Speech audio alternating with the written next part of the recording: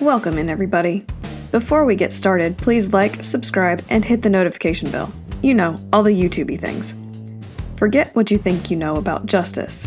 Welcome to the Virtual Juror, where snark is reality, but evidence is royalty. Where at first we look at the FACS, or Facts and Conjecture Shared, before we get into the real stuff. Hold on to your hats, because the court filings for this case are a chaotic symphony of legal gymnastics. First, the court played favorites with documents on February 23, 2024, making a fascinating distinction between the defendant's literary output. On one hand, you have the 4-page juicy missile known as Letter Number 2. The court, in its infinite wisdom, declared that there was good cause for the defense to hand it over, because a short, incriminating-sounding letter is clearly discoverable. But then, like a highbrow critic, the court clutched the 33-page manuscript to its chest, declaring it protected material.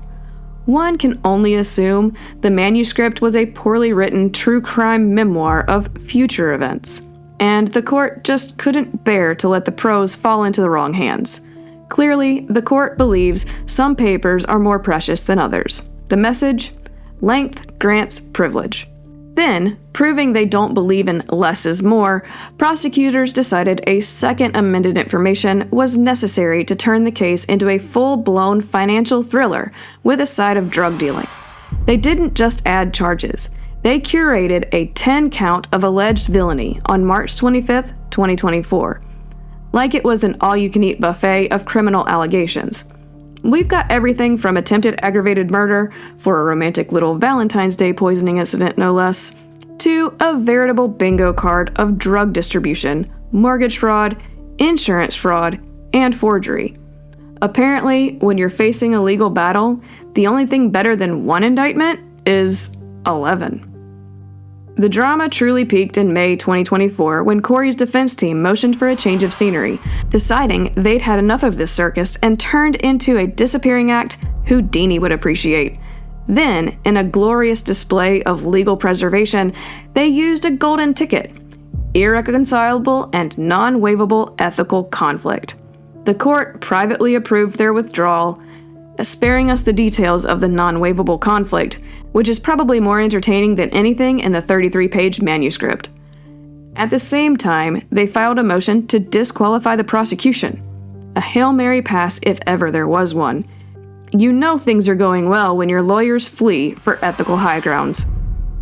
2 days later, a hearing officially granted their freedom, and poor Corey was saddled with an indigent counsel. Nothing says victory like a court-appointed lawyer. It's the legal equivalent of trading a luxury sedan for a used bicycle. Armed with a new, budget-friendly, legal team, Corey made her first public comments since being in custody, dropping the iconic declaration, "This means war." She asserted her innocence, of course, and claimed the media was twisting facts. Naturally, those twisted facts were likely the ones contained in the 10-count indictment and the reason her last lawyers fled. It's a classic move when the evidence piles up. Just blame the journalists and appeal to the public for a chance. By August 8th, the court firmly sided with the DA, denying the defense's attempt to disqualify the prosecution. The defense tried one more time on August 16th with a motion to dismiss all charges for lack of evidence, directly linking Corey to the fentanyl. The preliminary hearing was the moment of truth. After hearing from law enforcement and a financial accountant, because you can't have a murder case without a tax audit, the court delivered a gut punch. Unsurprisingly, the court decided that yes, there was probable cause for the aggravated murder and attempted murder charges. The court's reasoning was a beautiful summary of inferred guilt. It determined that the state showed support for probable cause, with the evidence presented for the aggravated murder and drug distribution charges. It also determined that based on a delightful cocktail of financial incentive, her highly leveraged business, her dishonesty about certain events, a polite way of saying lying, and evidence that Corey acquired fentanyl.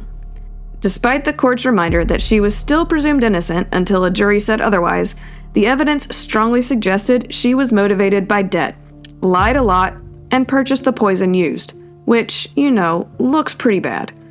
Corey was bound over for trial on all charges and immediately pleaded not guilty. The rest of the year saw a series of legal head-scratchers. In October, the motion to reconsider bail was predictably denied, because when you're facing a murder charge fueled by financial desperation, they tend to frown on letting you back out to manage your highly leveraged business. Then in November, the state, determining they were superfluous, suddenly decided to drop the 2 drug distribution charges. The defense scored a tiny victory with a motion to sever the fraud cases, a logical move to prevent the jury from being overwhelmed with proof of financial bad behavior before even getting to the murder bad behavior. Finally, the judge decided that an in-person jury selection from 2 separate counties was too much of a logistical nightmare, denying that request. In short, a truly eventful stretch where the defendant lost her high-priced legal team, gained a mountain of charges, declared war on reality, and was ultimately told she'll be seeing the inside of a courtroom for all of it. What a year. Well, that's all we have. So as always, love your family, love your pets, love your neighbors, and we'll see you next time.